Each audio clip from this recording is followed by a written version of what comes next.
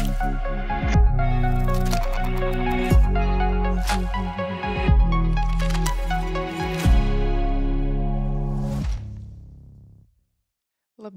Ar jums kopā NRA sarunas. Es esmu Kristīna Krūze-Hermane, un šodien mēs runāsim par sauli, par aizsardzību no saules, par zinātni un vispār to, kas jums būtu jāzina par SPF. Un ar mani kopā ir Dzintars mārketinga speciāliste Dace Grigorjāne. Labdien, Dace! Sveika. Mēs visi zinām, ka SPF ir svarīgs vasarā, bet cik būtiski ir ādas aizsardzība ikdienā? Ļoti būtiska. Tas kā reiz ir viens no tādiem izplatītiem mītiem par to, ka par saules aizsardzību mums jādomā ir tikai vasarā vai ceļojumos dodoties. Patiesība ir tāda, ka saules kaitīgais starojums, viņš mūs sasniedz jebkurā gada laikā, gan ziemā, gan vasarā, rudenī un pavasarī, un arī mākoņainā laikā līdz pat 80% kaitīgā UV starojuma mūs sasniedz. Un vēl jo vairāk šis UV starojums mūs sasniedz ne tikai ārā zem klājas debesis atrodoties, bet arī mājās caur logiem. Tāpēc tā patiesība ir tā, ka mums par saules aizsardzību ir jādomā ļoti pamatīgi arī ikdienā, jo šis starojums viņš tiešām ir kaitīgs un sasniedz mūs ļoti klusu, nemanāmi, bet katru dienu. Kas ir tas klusais, nemanāmais starojums, tas UV? Kas ir tie UV stari un kā tie ietekmē mūsu ādu? Varbūt pastāstīt sīkāk. Īsumā runājot, mēs izšķiram divus veidus UVA. Tie ir stari, kas iekļūst dziļi ādā. Un viņi kā reizi ir tie stari, kuri pamatīgi spēj kaitēt un jau ietekmēt šūnu DNS. Un šie ir tie stari, kuri kā reizi tad arī izsauc mūsu priekšlaicīgo novecošanos, hiperpigmentāciju, ādas slimības, tā skaitā arī ādas vēzi. Un otrs starojuma veids ir UVB. Un šis starojums ir tāds, kas iedarbojās uz ādas ārējā slāņa, un kā reizi tas ir tas, ko mēs redzam kā apdegumu pēc saules ietekmes. Bet abi šie starojumi, it sevišķi kombinācijā savā, viņi ir ļoti bīstami, kaitīgi, un tāpēc mums vienmēr, it īpaši ikdienā, ir jādomā par to, kā mēs savu ādu varam aizsargāt. Es tā saprotu, ka Dzintaram šobrīd ir arī jauns produkts. Varbūt pastāsti, kā Dzintars izvēlas tos SPF filtrus, kurus jūs pievienojat saviem produktiem, un vispār par filtriem kā tādiem. Kas tas ir gal galā? Jā, ar filtriem viss sākas. Filtriem, ko mēs atrodam produktos, viņiem noteikti ir jābūt stabiliem un spējīgiem izturēt arī ārējās vides faktoru ietekmi. Mēs šogad, kā jau tu minēji, mēs palaidām tātad divus jaunus produktus saules līnijā, kas ir Amberglow un Afterglow. Un arī atjaunojām Jūrmalas SPF līniju.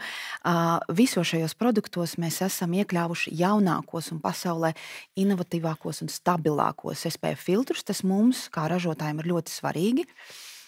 Mēs esam, teiksim, soli pa priekšu nepieciešamajām regulām, bet mēs esam izvēlējušies jau šogad iekļaut šos te stabilākos filtrus, un šajos produktos ir kokteilis no 5 filtriem, kuri savā starpā brīnišķīgi sadarbojas, un viņi strādā tādā veidā, lai uz ādas tad absorbētu šos te UV starus un aizsargātu mūsu ādu pietiekami ilgu laiku, lai mēs neapdegtu un lai mēs teiksim, neizjustu savas ādas šo te kaitīgo ietekmi. Bet ja tomēr šī ietekme ir bijusi un mēs saprotam, ka ir radusies vai nu hiperpigmentācija, vai nu ir apdegumi, tad ir brīnišķīgi produkti, kā piemēram Jūrmalas līnijā SOS. Tas ir balzāms, ko mēs lietojam pēc sauļošanās, vai arī antioksidantu balzāms sejai, kaklam, rokām Afterglow, kurā ir fenomenāli skaisti vitamīni iekļauti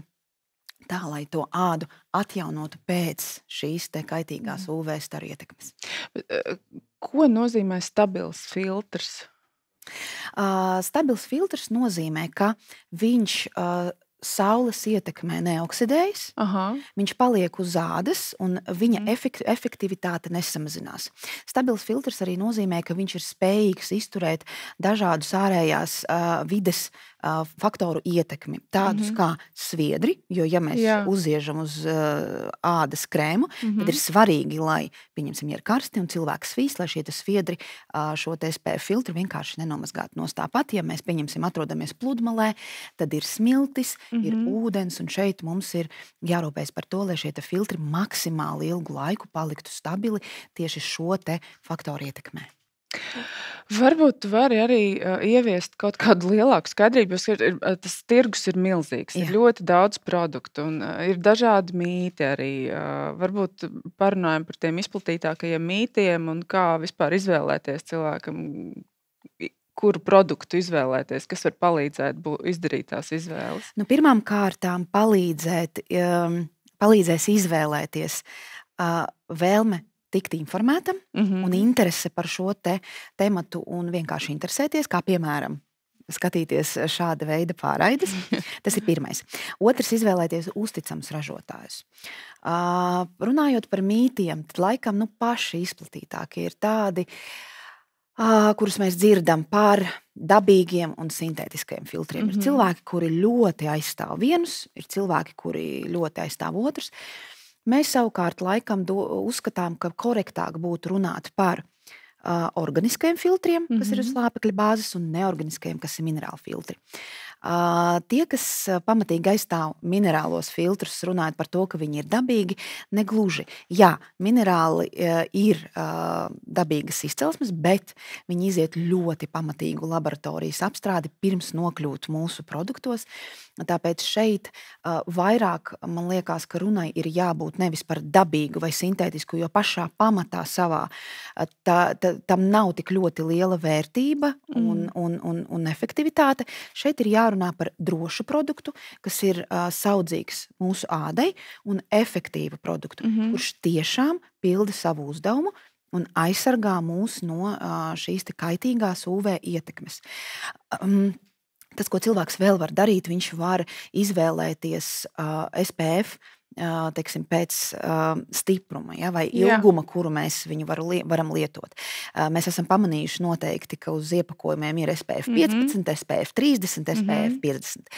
Tad, ja teiksim, cilvēkam ir jutīga āda vai uz alerģijām teiksim, tendēta āda, vai arī saulē nav pavadīts daudz laika, nav pieradusi āda, tad mēs noteikti ieteiktu lietot spēcīgākus SPF filtrus ar uzrakstu 50+, jo tā ir pati augstākā aizsardzība, kas var būt.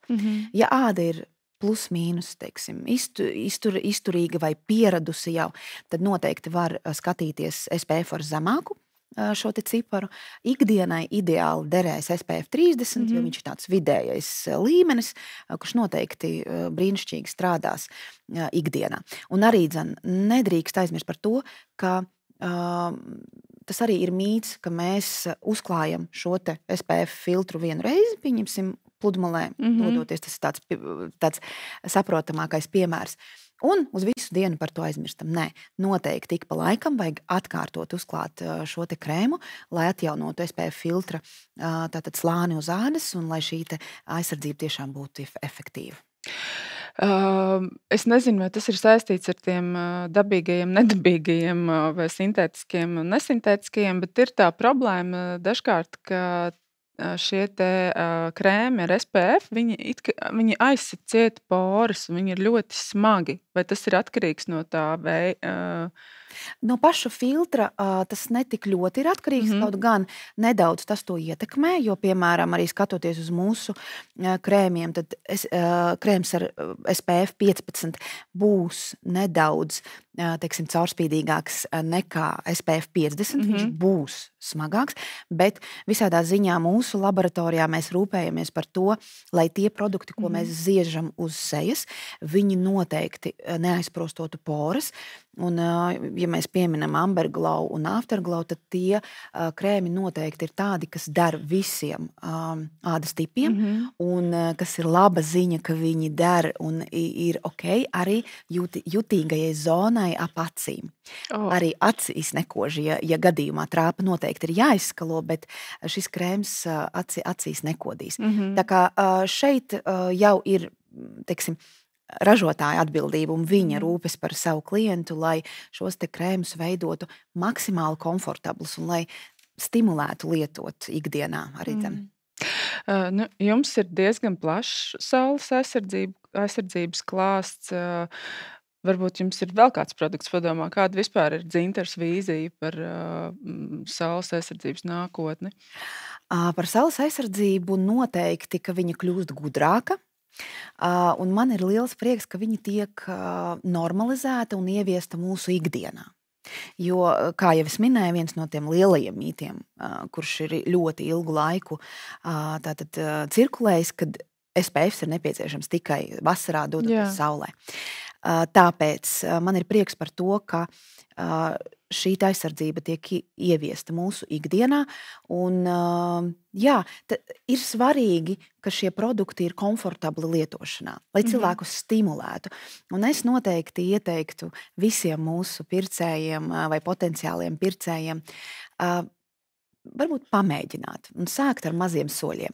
Varbūt no rīta, ejot ārā no mājas un veicot savu skaistumkopšanas rituālus, pamēģināt uzziest SPF aizsardzību, izvēlēties krēmu ar vieglāku struktūru, tādu kā piemēram mūsu Amber Glow, kuram ir 50+ aizsardzība, bet viņš ir pietiekami komfortabls, lai viņu lietotu zem kosmētikas, un tāpat laikā viņš ir ne tikai SPF aizsargkrēms, bet arī viņā iekšā ir ļoti daudz aktīvo vielu, kuras dienas garumā palīdzēs arī ādu pabarot, mitrināt, uzturēt ādas mitruma līmeni, aizsargāt no brīvajiem radikāļiem un ļoti, ļoti efektīvas ādu mīlošas sastāvdaļas, kuras dienas laikā rūpēsies par šo ādu. Un tad jau tālāk redzot šo rezultātu, un šo rezultātu mēs noteikti varēsim redzēt pietiekami ātri, jo šie sastāvi ir tiešām efektīvi, tad mēs būsim paši sev pateicīgi un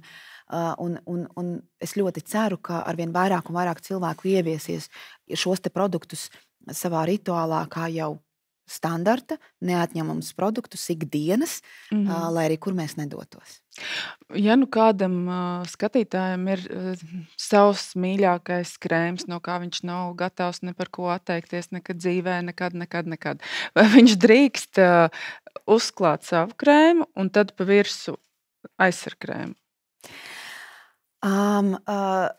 Te ir jāskatās uz sastāviem. Tad es ieteiktu ļoti labi izstudēt, kas tad ir šajā mīļotajā krēmā, kādas ir šīs te sastāvdaļas, un painteresēties, vai šīs sastāvdaļas nekonkurēs, vai arī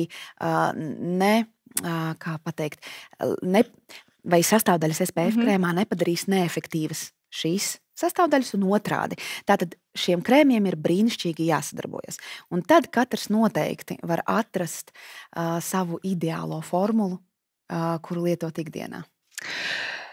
Paldies par ļoti izsmeļošo sarunu, un nobeigumā kāds būtu tas galvenais padoms mūsu skatītājiem?